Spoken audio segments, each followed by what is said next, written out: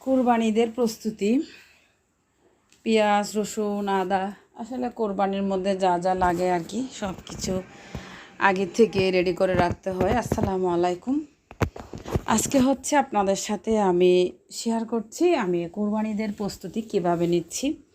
তো চাল ধুয়ে তারপর চালগুলো রোদে শুকিয়েছি আর হচ্ছে এগুলো কল থেকে ভাঙায় নিয়ে আসছি। আর এদিকে ময়দা 3 কেজি, চালের গুঁড়ার সাথে যখন ময়দাটা দেওয়া হয় চালের পিঠাটা কিন্তু অনেক সুন্দর হয়, মানে চালের রুটিগুলো আর সফট থাকে অনেক দিন পর্যন্ত, ফ্রিজে প্রায় 2 থেকে 3 সপ্তাহ রাখা যায়।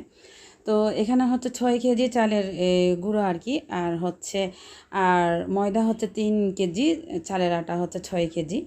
তো পেঁয়াজ নিলাম, পেঁয়াজের তো এখন মানে এমন অবস্থা দাম, স্বর্ণের দামের থেকেও পেঁয়াজের দাম বেশি, 95 টাকা করে। এখানে প্রায় 6 কেজি পেঁয়াজ নিলাম কারণ কোরবানিতে পেঁয়াজটা লাগে বেশি। তো রসুন নিয়েছি এখানে প্রায় 2 কেজি, আদাটা নেওয়া হয়নি। আদা যেই দোকান থেকে আমি বাজার করি ওনাদের স্টকে ছিল না, শেষ হয়ে গেছে, মানে পরের দিন আনবে বলছিল আর কি, তো আদা নেওয়া হয়নি।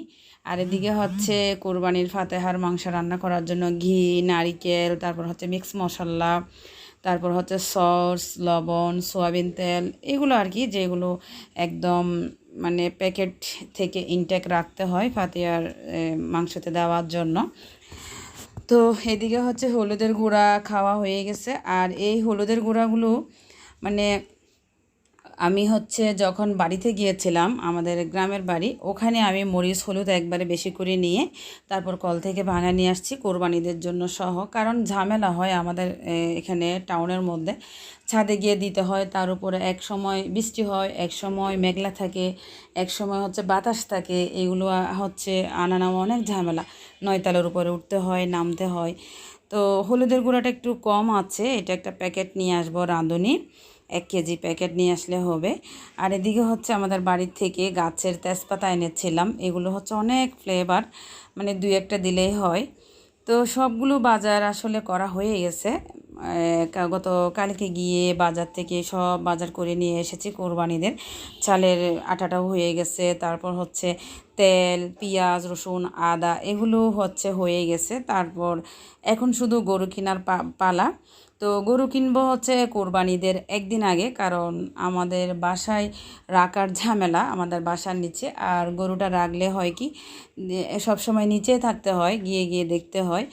তো আমাদের মানে ইসমাইল ভাইয়া করে, আমাদের বাসার ইসমাইল ভাইয়া উনি সব কিছু করে, কিন্তু তারপরেও নিজের থেকে যায় করতে হয় আর কি, দেখতে হয়। আমার মেয়েকে তো আনতেই পারি না নিচের থেকে, সেজন্য আসলে এখন কিনতেছি না, কোরবানির 1-2 দিন আগে করে কিনবো।